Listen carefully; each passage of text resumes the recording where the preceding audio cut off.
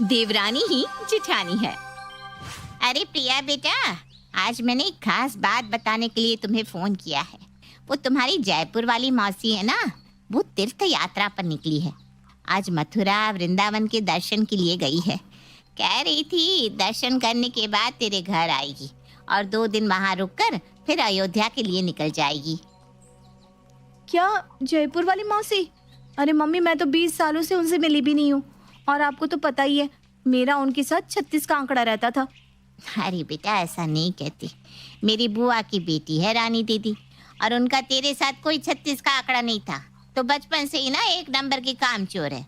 क्योंकि वो तुझे काम करने के लिए कहती थी, इसलिए तो उसका नाम सुनकर ही चिढ़ जाती थी। और जैसे ही तुझे पता चलता था रानी मौसी आने वाली है, तो दाएं बाएं हो जाती थी। बेटा, अब तो इतने साल हो गए हैं, तेरी शादी हो गई है, तू 2 बच्चों की माँ बन गई। कम से कम अब तो ये बचकानी बातें करना बंद कर दे। अरे मम्मी, आपको क्या जरूरत थी ये बताने की कि मेरी शादी मथुरा में हुई है? अब वो बिना बात 2 दिन के लिए मेरे घर आएंगी और काम करवा करवा के मेरी जान ले लेंगी।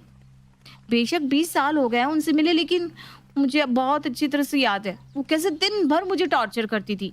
कभी कहती थी सर में तेल लगा दे, तो कभी कहती पैरों की मालिश कर दे, और कुछ नहीं तो पकड़कर अपना सर दबवाती रहती थी। बेटा, बड़ों के लिए ऐसी बातें नहीं करते। अरे कुछ खुश नसीब लोगों को ही बड़े बड़ों का आशीर्वाद मिलता है। अब मैंने उन्हें तेरे घर का एड्रेस दे दिया है, 2 दिन की बात है, संभाल लेना। अरे मम्मी, लेकिन अच्छा ठीक है, संभाल लूंगी। प्रिया ने माँ लक्ष्मी को रानी मौसी के लिए हाँ तो कह दिया था, लेकिन मन ही मन वो अभी भी उन्हें अपने ससुराल बुलाने के लिए तैयार नहीं थी। क्या करूं मैं? क्या जुगाड़ लगाऊं जिससे मौसी जी के टॉर्चर से बच जाऊं? मम्मी भी ना मुझसे पूछे बिना ही मुझे मुसीबत में फंसा देती है। अब मैं यहाँ अपने बच्चों को देखूं या मौसी जी की सेवा करूं? इस घर में पहले से ही कम काम है क्या, जो एक मुसीबत और चली आ रही है जयपुर से? प्रिया कुछ देर तक मौसी जी से बचने के आइडियाज सोचती रहती है और कुछ सोचने के बाद अपनी देवरानी प्रीति के पास जाती है। प्रीति, तुम्हें याद है ना मेरी वो कांजीवरम साड़ी जो मैं कर्नाटक से लेकर आई थी? हाँ भाभी, उस साड़ी को मैं कैसे भूल सकती हूँ। अरे 5 साल हो गए, लेकिन उसकी जैसी साड़ी मुझे बाजार में कहीं नहीं मिली। ढूंढ ढूंढ कर थकी मैं तो। सच्ची हाँ, आपकी वो साड़ी बहुत सुंदर है। अगर वो साड़ी तुम्हें मिल जाए तो कैसा रहेगा? क्या? इससे अच्छी बात और क्या हो सकती है भाभी? अब बताओ ना, पर ये कैसे होगा? मैं तुम्हें अपनी साड़ी देने के लिए तैयार हूँ, लेकिन उसके बदले में तुम्हें मेरा एक छोटा सा काम करना होगा। ऐसा कौन सा काम है भाभी, जिसके बदले आप मुझे अपनी 12,000 की साड़ी देने के लिए तैयार हो गई? अरे कोई बहुत बड़ा काम नहीं है, बस छोटा सा काम है। देखो, जयपुर से ना कल मेरी एक मौसी आ रही है। दरअसल बचपन में मेरी मौसी के साथ कुछ खास बनती नहीं थी, इसलिए मैं नहीं चाहती कि मैं उनके सामने जाऊं या उन्हें फेस करूं। बस तुम्हें इतना करना है कि जब मौसी जी आए तो तुम्हें उनके सामने प्रिया बनकर रहना है। लेकिन भाभी, अगर वो आपकी मौसी है तो क्या मुझे देखकर पहचान नहीं लेंगी कि मैं प्रिया नहीं हूँ? अरे नहीं नहीं नहीं, तुम उसकी चिंता मत करो। दरअसल उन्होंने मुझे पिछले 20 साल से देखा ही नहीं है। वो मेरी शादी में भी नहीं आई थी, और शादी के बाद इन 10 सालों में भी मैं उनसे कभी नहीं मिली। अपनी शादी के 10 साल पहले उनके बेटे की शादी में वो आखिरी बार मुझसे मिली थी। अब तक तो मेरा चेहरा भी भूल गई होंगी, क्योंकि जब उन्होंने मुझे देखा था मैं 15 साल की बच्ची थी। सोच लो भाभी, कहीं ऐसा ना हो कि हम लोग पकड़े जाए, क्योंकि जितना आसान दिखाई दे रहा है ये काम, मुझे उतना आसान लगता नहीं है। अरे तुम इतनी चिंता क्यों कर रही हो? मैं कहीं जाने वाली थोड़ी ना हूँ। मैं तुम्हारे साथ इसी घर में रहने वाली हूँ। उन 2 दिनों के लिए तुम मेरी जेठानी प्रिया और मैं तुम्हारी देवरानी प्रीति। सोच लो, इस सौदे में तुम्हारा ही फायदा है, नुकसान तो कोई नहीं। ठीक है भाभी, लेकिन बाद में अगर आप अपने वादे से पीछे हट गई तो? अरे नहीं बाबा, ऐसा कुछ नहीं होगा। ऐसा करो, तुम ये साड़ी पहले ही रख लो। अब तो खुश हो ना? अब तो तुम्हें यकीन हो गया ना कि मैं अपने वादे से मुकरने वाली नहीं हूँ। जेठानी के हाथों में अपनी मनपसंद चमचमाती साड़ी देखकर प्रीति उसकी बातों में आ जाती है और रानी मौसी के सामने प्रिया बनने के लिए राजी हो जाती है। 2 दिन बाद मौसी जी प्रिया से मिलने उसके घर पहुंच जाती है। नमस्ते मौसी जी, कैसी हैं आप? यहाँ पहुँचने में कोई दिक्कत तो नहीं हुई ना? नमस्ते नमस्ते, खुश रह बेटा। नहीं बेटा, कोई परेशानी नहीं हुई। तू ही प्रिया है क्या? तुझे देखे काफी समय हो गया ना, इसलिए पहचान ही नहीं पा रही हूँ। वैसे भी अब उम्र भी तो हो गई है, हाँ मौसी जी, मैं ही आपकी प्रिया हूँ। और इनसे मिलिए, ये है मेरी देवरानी प्रीति। भाभी, आप भी मौसी जी की पैर छूकर उन्हें प्रणाम करो ना। हाँ हाँ, क्यों नहीं। नमस्ते मौसी जी। खुश रहो बेटा। लेकिन एक बात बता, तू अपनी देवरानी को भाभी कहती है? ये कहाँ का रिवाज है? अरे मौसी जी, वो बात ये है ना कि मेरी देवरानी की शादी मुझसे पहले हो गई थी, तो मैं शुरू से ही इन्हें भाभी कहती हूँ। मेरे मुँह से प्रीति निकलता ही नहीं है। अरे बेटा, शादी पहले हुई हो या बाद में, देवरानी तो देवरानी होती है, उसे भाभी थोड़ी ना कहा जाता है। इसका नाम लेकर बुलाया कर। जी जी मौसी जी। अच्छा ऐसा कर, तुझे तो याद होगा ही ना मुझे कैसी चाय पसंद थी। बस मेरी पसंद की बढ़िया सी चाय बना ला। और सुन, साथ में नाश्ते में भी कुछ अच्छा सा बना लाना। ज़रूर। मौसी जी आप बैठिए ना, मैं अब भी आपके लिए चाय नाश्ता लगाती हूँ। रसोई में जाने के बाद, अरे प्रीति, तुम क्या मौसी के सामने मुझे भाभी भाभी कर रही थी? तुम मेरा भांडा मत फोड़ देना। अरे यार, बस 2 दिन की बात है, अच्छे से याद कर लो। मेरा नाम प्रीति है और तुम्हारा नाम प्रिया है।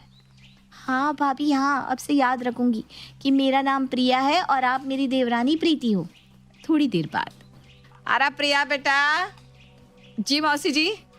है? मैंने तो प्रिया को आवाज लगाई थी। प्रीति, तू यहाँ क्या करने आ गई? अपना नाम भूल गई है क्या? अरे नहीं नहीं मौसी जी, वो बात नहीं है। प्रीति भाभी किचन में बिजी थी ना, तो मैं चली आई। आप बताइए ना, क्या काम है? काम तो कुछ नहीं है। मुझे अभी अभी याद आया कि बचपन में तो प्रिया की नाक बड़ी तोते की तरह थी। ये अचानक से इसका नाक नक्शा कैसे बदल गया? और रंग भी इतना साफ नहीं था जितना आप दिखाई दे रहा है। सही बताओ तो मैं एक बार को तो धोखा ही खा गई कि कहीं मैं किसी और प्रिया के घर तो नहीं पहुंच गई। अरे नहीं नहीं मौसी जी, वो कहते हैं ना, शादी के बाद थोड़ा रंग रूप बदल जाता है। हो सकता है प्रिया भाभी को भी ससुराल का पानी और जेठ जी का प्यार लग गया हो, जिससे उनका रंग रूप बिल्कुल बदल गया। बात तेरी ठीक है। अच्छा, चाय बन गई हो तो प्रिया को जरा मेरे पास भेज। जी मौसी जी, अभी भेजती हूँ।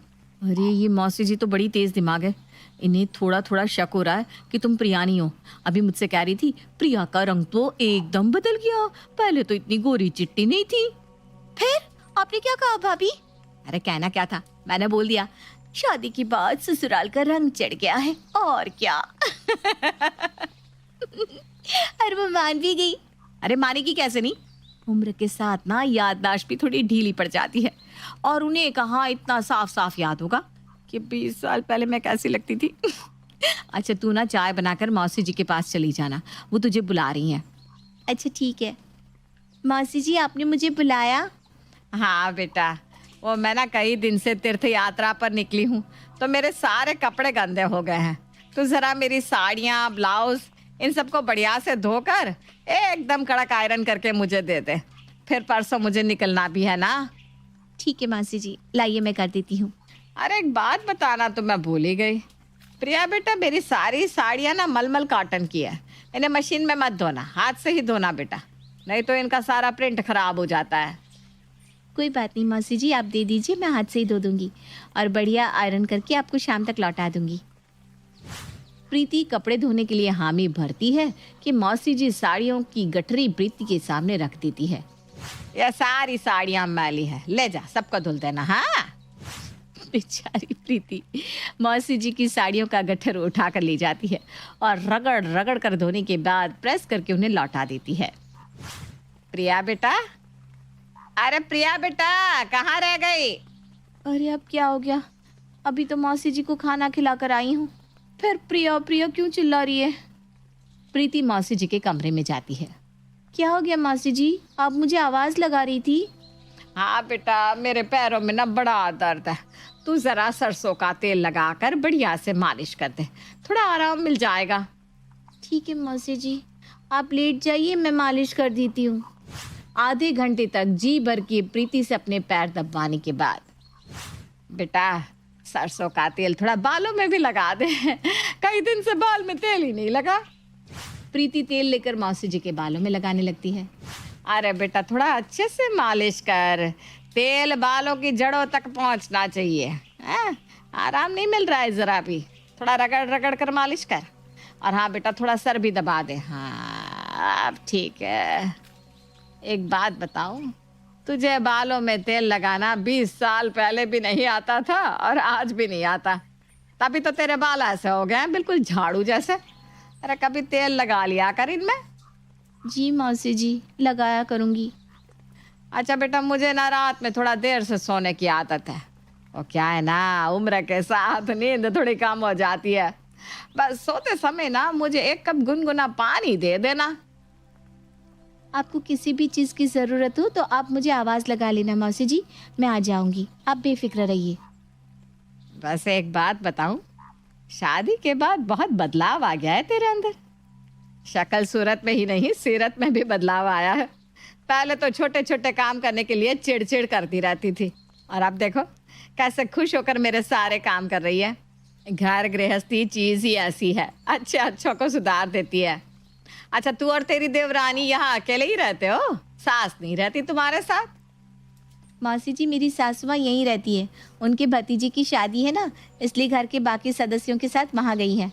अगले दिन सुबह प्रिया की सास मौसम।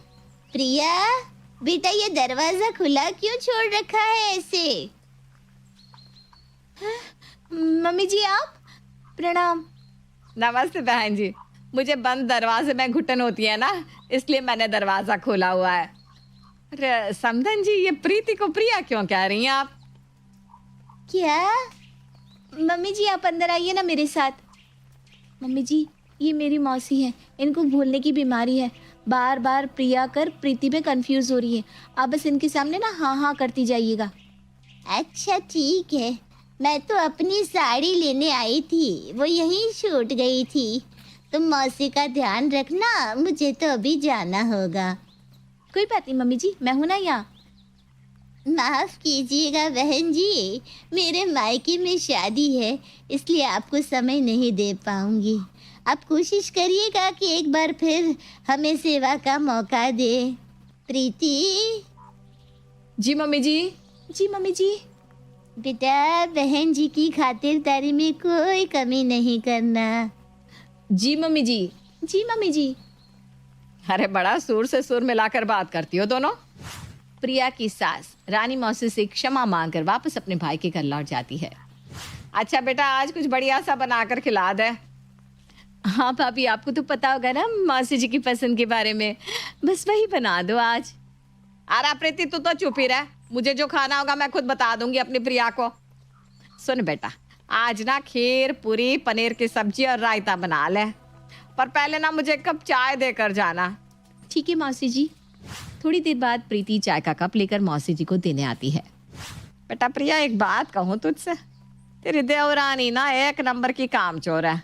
अरे पूरा दिन पता नहीं क्यों छिप छिप कर मुझे देखती रहती है। यह नहीं कि जिठानी की काम में थोड़ी मदद ही करा दे। तू कुछ कहती नहीं क्या उसे? छोड़िए ना मौसी जी, भाभी को किचन के कामों की खास आदत नहीं है। अरे तू फिर उसे भाभी बोली? ये देवरानी है तेरी, छोटी बहन मानते हैं देवरानी को, और इसने भाभी बना रखी है। पता नहीं है आजकल की लड़कियां भी ना। पूरे 2 दिनों तक प्रीति को अपने इशारों पर नचाने के बाद आखिर में आज रानी मौसी वापस अपने घर लौट रही थी। प्रिया बेटा, वैसे तो मैं यहाँ पर बस तुझसे मिलने के लिए चली आई थी, लेकिन जिस तरह से तूने मेरी दिन रात दौड़ दौड़ कर सेवा की है ना बेटा, मेरा दिल खुश हो गया। सच्ची बताऊँ, इतनी सेवा तो मेरी सगी बेटी और बहू भी नहीं करते। उन्हें भी एक से दूसरी बार किसी काम के लिए बोल दो ना तो उनके माथे पर बल पड़ जाते हैं।